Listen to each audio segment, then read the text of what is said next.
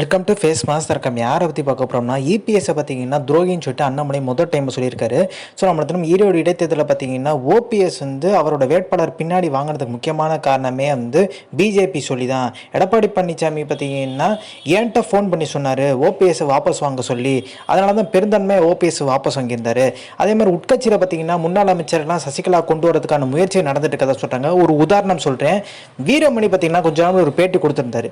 எல்லாருமே ஓரணியில் இணையறதுக்கான வேலைகள் பார்த்தீங்கன்னா அதிமுக நடக்குதான் கேட்கும்போது ஓபிஎஸ் சேர்த்துக்கலாம் கேட்கும்போது மன்னிப்பு கடிதம் கொடுத்தா ஓபிஎஸ் தாராளமாக சேர்த்துக்கோன்ற மாதிரி அவர் சொல்லியிருந்தாரு. ஆனால் எடப்பாடி பழனிசாமி இதுக்கு என்ன சொல்லியிருக்காரு, ஓபிஎஸ் எல்லாம் இணைக்க வாய்ப்பே இல்லைங்கன்ற மாதிரி. ஆனால் ஒரு சில முன்னாள் அமைச்சர்கள் என்ன சொல்றாங்க, ஓபிஎஸ் இணைக்கிறதுக்கான சாத்தியங்கள் இருக்கு, எடப்பாடியை போய்ச்சலா ஏத்துக்கிட்டா அப்படின்ற ஒரு விஷயத்தை கொண்டு வர்றாங்க. அப்ப எடப்பாடி பழனிசாமியோட கண்ட்ரோல்ல முன்னாள் அமைச்சர்கள் இல்லைன்றது தெளிவா திட்டவட்டமா தெரியுது.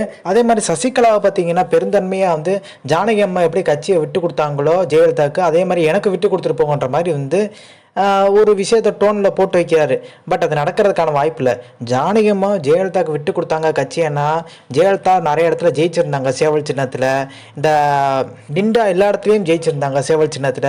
ஸோ அவங்களோட செல்வாக்கை பார்த்து தான் அவங்களுக்கு கட்சியை கொடுத்தா கரெக்டாக நடத்துவாங்கன்ற மாதிரி நம்பிக்கை வச்சு கொடுத்தாங்க. ஆனால் எடப்பாடி பழனிசாமி பார்த்தீங்கன்னா சட்டமன்ற தேர்தல் 2021 ஃபேஸ் பண்ணார், தோல்வி. ஸோ நாடாளுமன்ற தேர்தலையும் ஃபேஸ் பண்ணார், தோல்வி. நடுவில் பார்த்தீங்கன்னா இடைத்தேர்தல் ஈரோடு தேர்தலும் தோல்வி. கிட்டத்தட்ட 10 எலெக்ஷன் தோத்துட்டாரு. இப்போ விக்கிரவாண்டி தொகுதியில் பார்த்தீங்கன்னா சட்ட ஒழுங்கு சரியில்லை, இப்போ இருந்தாலும் பார்த்தீங்கன்னா திமுக தான் ஆட்சிக்கு வரும், அதனால புறக்கணிக்கிறேன்ற மாதிரி திருப்பியும் ஒரு விஷயத்த சொல்லியிருக்காரு. இதுதான் அண்ணாமலை கேட்டுக்காரு.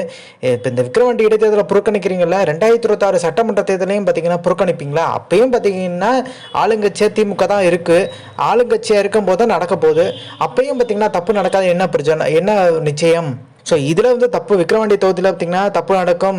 ஸோ சட்ட ஒழுங்கு பிரச்சனை இருக்குது, இப்பயுமே ஆளுங்கட்சி தான் வருன்ற மாதிரி பார்த்தீங்கன்னா எடப்பாடி பழனிசாமி புறக்கணிக்கிறான்ற மாதிரி சொல்கிறார். 2026 சட்டமன்ற தேர்தலை புறக்கணிப்பீங்களான்ற மாதிரி அண்ணாமலை கேட்ட கேள்வி தான். எடப்பாடி பழனிசாமி அதிமுகவை கிட்டத்தட்ட பதம் பார்த்துருச்சு. அதிமுகவில் மிகப்பெரிய ஒரு பிளவு திரும்பி வரப்போகுது.